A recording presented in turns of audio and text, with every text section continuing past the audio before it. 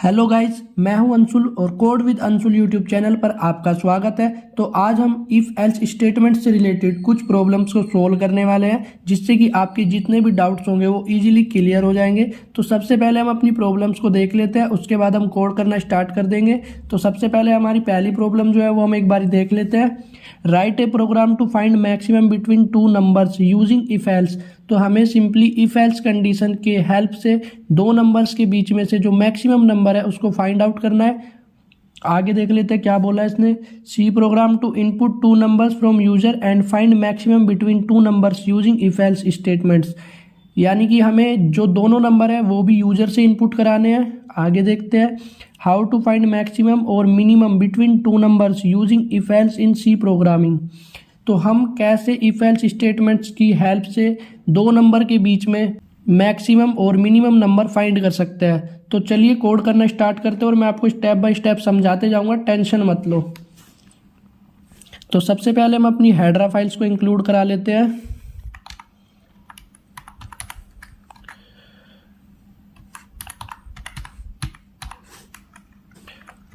और यहाँ पे हम अपने मेन फंक्शन में एंटर कर चुके हैं। तो सबसे पहले हमें दो नंबर यूजर से इनपुट लेने हैं, तो उसके लिए हमें दो वेरिएबल्स की नीड होगी। तो सबसे पहले हम दो वेरिएबल्स को बना लेते हैं। यहाँ पे मैंने नंबर 1 एंड यहाँ पे एक नाम दे देता हूँ नंबर 2। ओके, हमारे दोनों वेरिएबल्स जो है वो डिक्लेयर हो चुके हैं। अब हमें यूजर से इनपुट लेनी है दोनों वैल्यूज़ को। तो चलो अब हम इनपुट के लिए भी यहाँ पे इनपुट के लिए काम करते हैं।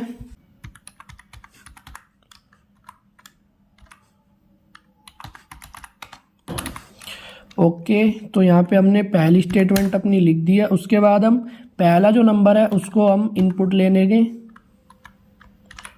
इंटीजर टाइप का हमारा वैल्यू है तो इसलिए हम %d लगाएंगे। अगर आपको इसमें भी कन्फ्यूजन है तो आप मुझे कमेंट बॉक्स में कमेंट कर सकते हो, मैं उसके लिए अलग से एक वीडियो बना दूंगा, कोई दिक्कत वाली बात नहीं है। तो आगे चलते हैं।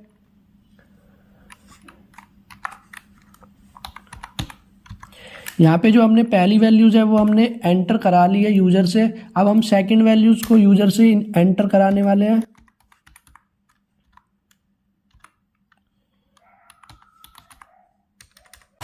ओके, तो हमने यहाँ पे जो नंबर 2 है वो भी हमने यूजर से इनपुट करा लिया है।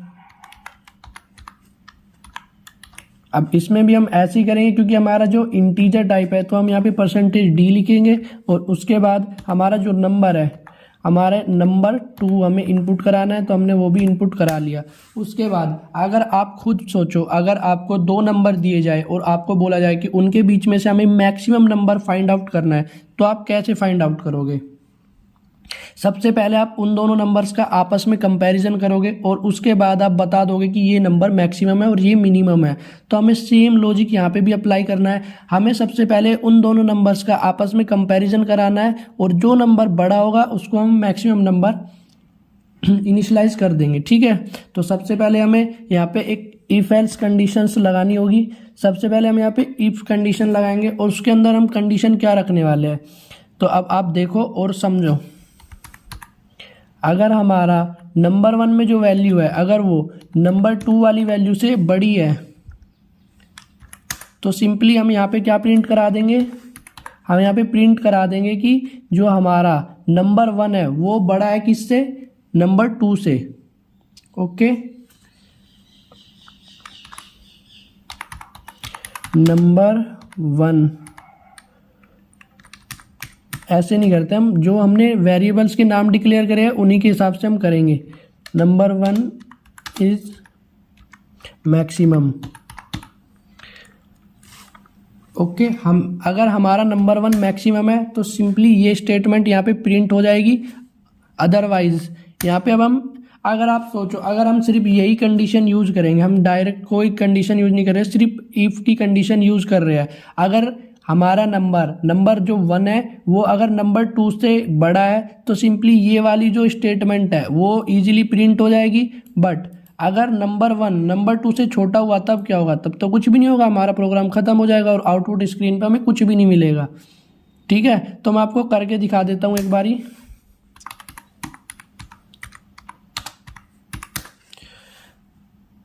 अभी हम एक बार इसको चेक करके देख लेते हैं। ओ सॉरी, सिंटैक्स में मिस्टेक हो गया, रुक जाओ एक सेकंड। ओके, यहाँ पे हुआ था। ओके, अभी हम एक बार रन करके देख लेते हैं। तो देखो यहाँ पे आ चुका है, एंटर द फर्स्ट नंबर। हम फर्स्ट नंबर रखते हैं 2 को और सेकंड नंबर हम रख देते हैं 1 को। तो ये एकदम सही आउटपुट प्रोड्यूस करेगा। ये देखो, नंबर 1 इज मैक्सिमम, ठीक है, क्योंकि हमने फर्स्ट नंबर जो था वो डाला था 2 को और सेकंड नंबर हमने डाला था 1 को। बट अगर हम यहाँ पे वैल्यूज़ को चेंज कर दे तब क्या होगा, अभी देखना आप। अगर हम यहाँ पे फर्स्ट वैल्यूज़ को रखे 1 और सेकंड नंबर को रख दे 2, तब देखो यहाँ पे कुछ भी आउटपुट नहीं मिला हमें। क्यों? क्योंकि हमने सिर्फ एक ही कंडीशन लगाई है। अगर नंबर 1 नंबर 2 से बड़ा है तो यहाँ पे नंबर 1 इज मैक्सिमम, ये प्रिंट होगा। हमने दूसरी कोई कंडीशन यहाँ पे लगाई ही नहीं है। तो हमने जो पढ़ा है इफ एल्स स्टेटमेंट्स का, जो हमने सिंटैक्स पढ़ा है, उसमें इफ के साथ में जो उसका एल्स पार्ट होता है, एक तो बात आप ये ध्यान रखना कि कभी भी एल्स पार्ट में आप कंडीशन नहीं दे सकते हो, ठीक है। इफ कंडीशन से अलावा जो भी कंडीशंस वहाँ पे होगी वो सारी कंडीशंस एल्स पार्ट में ऑटोमेटिकली आ जाती है। ये देखो, अभी हम यहाँ पे एल्स लिखेंगे और एल्स की बॉडी क्रिएट करेंगे। उसके बाद हम एल्स पार्ट में क्या देंगे, हम एल्स पार्ट में लिखेंगे कि अगर हमारा नंबर 1 नंबर 2 से बड़ा नहीं है तो कौन सा नंबर बड़ा होगा, फिर नंबर 2 नंबर 1 से बड़ा होगा, यानी कि नंबर 2 हमारा जो है वो बड़ा होगा। तो हम यहाँ पे प्रिंट करा देंगे सिंपली नंबर 2 इज मैक्सिमम, और हमारा कोड जो है यहाँ पे ख़त्म हो जाएगा। अभी हम एक बार इसका रन करके देख लेते हैं। ओके, तो हम यहाँ पे नंबर डालते हैं। सबसे पहले हमने डाला 1 और सेकंड नंबर हम डाल लेते हैं 2। तो यहाँ पे देखो नंबर 2 इज मैक्सिमम, क्योंकि हमारा जो नंबर सेकंड नंबर है वो है 2 और नंबर 1 है जो वो है 1।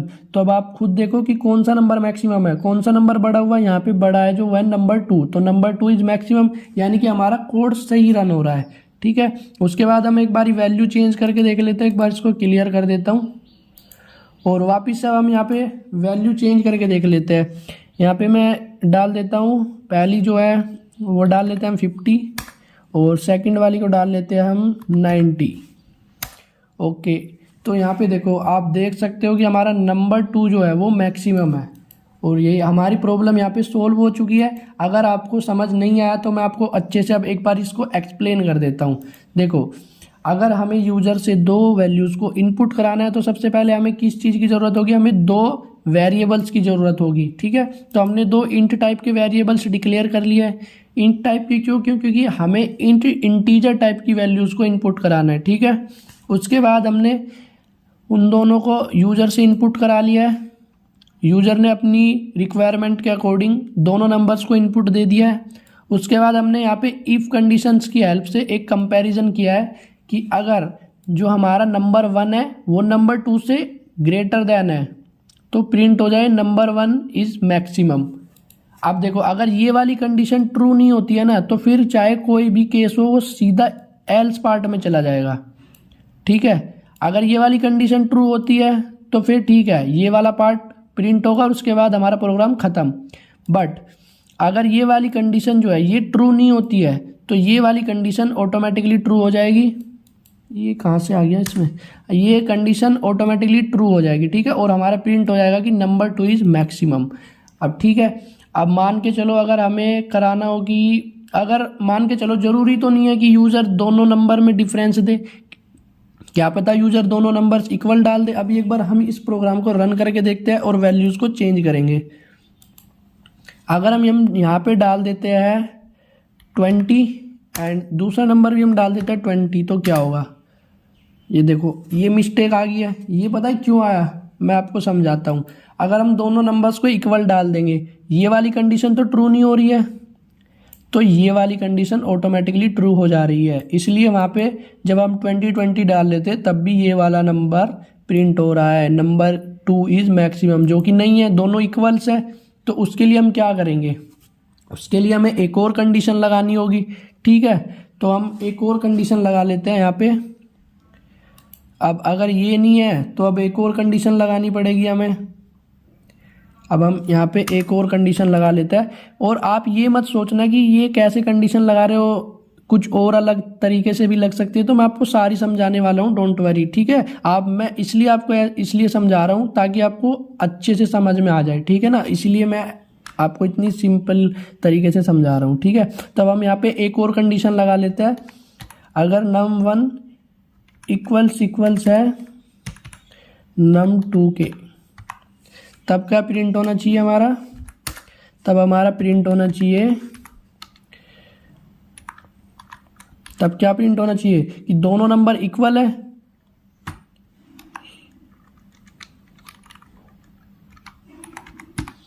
इक्वल प्रिंट होना चाहिए, ठीक है। अब हम इसको एक बार ही रन करके देख लेते हैं,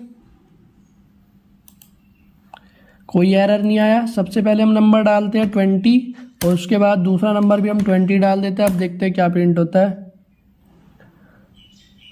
तो देखो हमारा डायरेक्टली प्रिंट हो गया इक्वल, कि दोनों नंबर्स जो है वो इक्वल है, ठीक है। अभी वो एरर नहीं आएगा कि हमने अगर इक्वल्स भी डाल दिए तो num2 इज मैक्सिमम, अब वो नहीं आएगा। अब मैं बताता हूँ आपको हो क्या रहा है।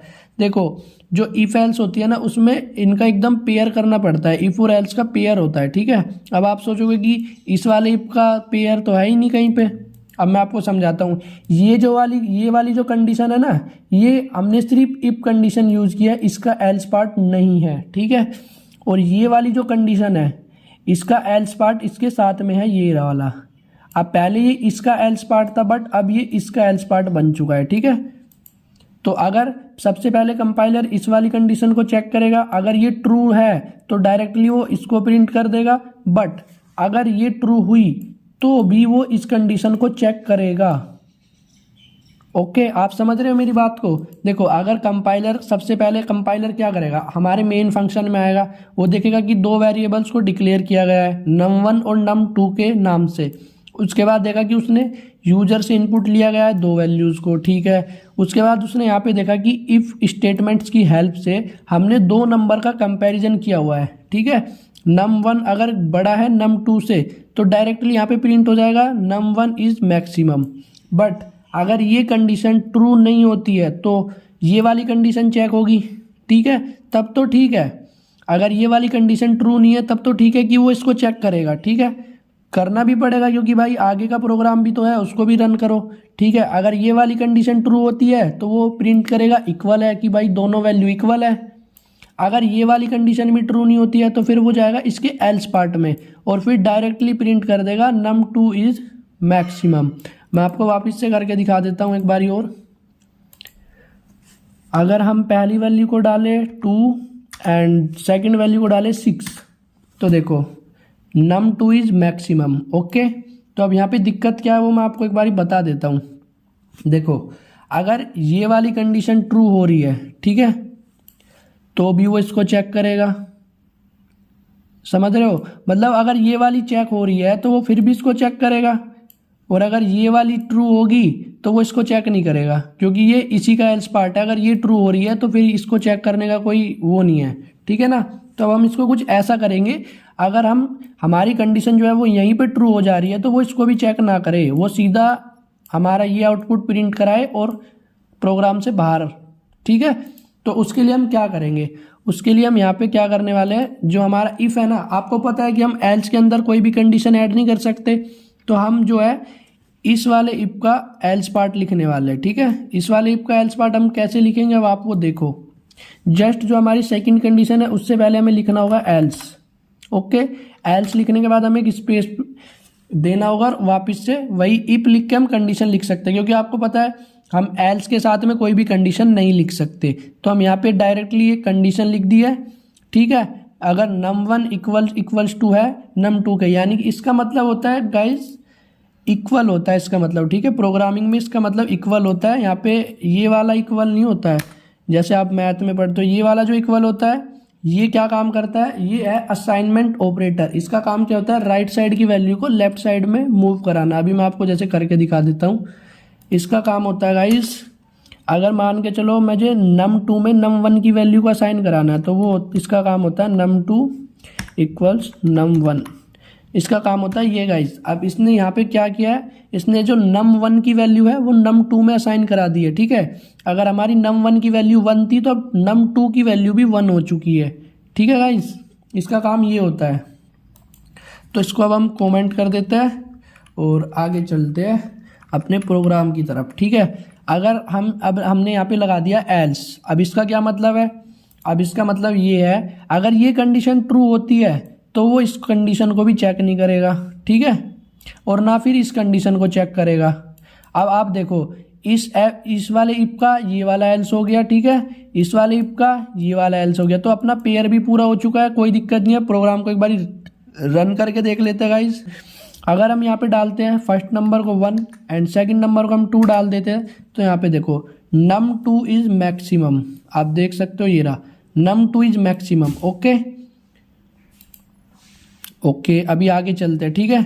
अगर हम वापस से इसको रन करें और हम इस बार जो num1 है उसको डाल देते हैं 8 और num2 को डाल देते हैं 3, तो यहाँ पे देखो अभी एकदम सही आउटपुट आ रहा है, देखो num1 इज मैक्सिमम। ओके, तो आई होप आपको समझ में आ गया होगा। अगर आपको कुछ भी समझ में नहीं आया तो आप नीचे एक बारी कमेंट बॉक्स में अपना कमेंट कर सकते हो और मैं आपको इजीली सब कुछ समझा दूंगा, टेंशन मत लो। ये नॉर्मल इफ एल्स की वीडियो थी गाइस, इसके बाद में नेस्टेड इफ एल्स की वीडियोस भी आने वाली है।